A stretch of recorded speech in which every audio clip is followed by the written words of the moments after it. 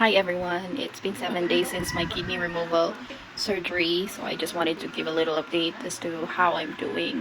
It's been tough, but an eye-opening journey or experience, so let's talk about it. First things first, pain is real! Grabe ang sakit guys. The incision, the incision still hurts. I stopped taking pain meds. I don't want to depend on pain medication because it is not good for my kidney.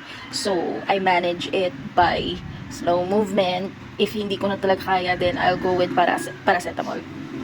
But not all the time. I don't want to depend on it. Coughing, sneezing, even laughing, kahit sa pag-uutot, farting is ouch. So, whenever you do your business number 2, you don't have to push because it's ouch. Masakit siya guys, kailangan dahan-dahan lang. Stomach cramps, tummy cramps is real. Last night I had Last night I had a stomach cramp attack and grabe yung sigaw ko guys. I was screaming for help kasi grabe yung pain. I had a stomach cramp because I was trying to lay down. Ang hirap humiga. I was trying to lay down tapos nagkaroon ng cramp sa aking stomach or sa aking core kasi di ba ginagamit natin yung core natin to push or at least magbigay ng puwersa or force, di ba, para humiga ka or tumayo ka, nandoon lagi sa gitna sa core. So nagkaroon ako ng cramps tapos sobrang sakit and may scar pa ako, hindi pa siya nag-heal sa loob. Second, fatigue is real. Madali ako mapagod, madali akong hingalin, maya-maya tulog na ako. I am trying to sleep a lot of times.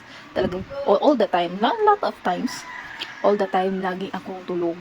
Pero, ang mahirap lang nga yung posisyon ng pagtulog ko kasi mahirap humiga ng mag-isa, bumangon ng mag-isa.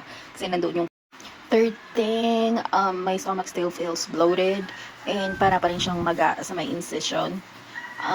It feels swollen and masakit at the same time.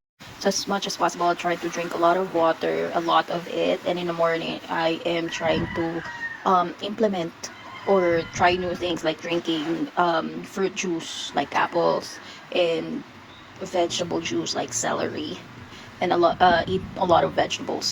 Mentally, it feels a roller coaster.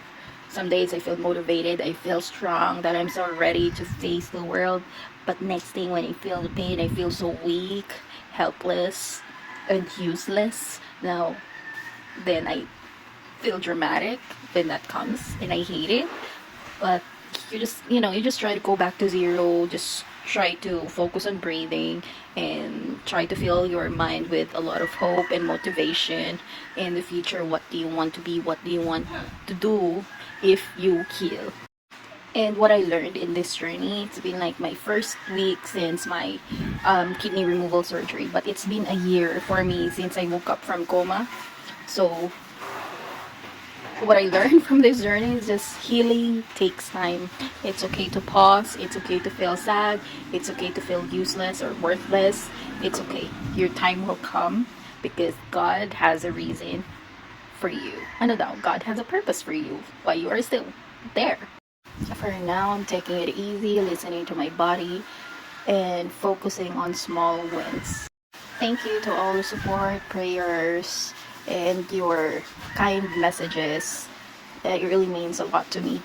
Let me know in the comment below if you have an upcoming surgery or if you have gone through surgery or you know someone.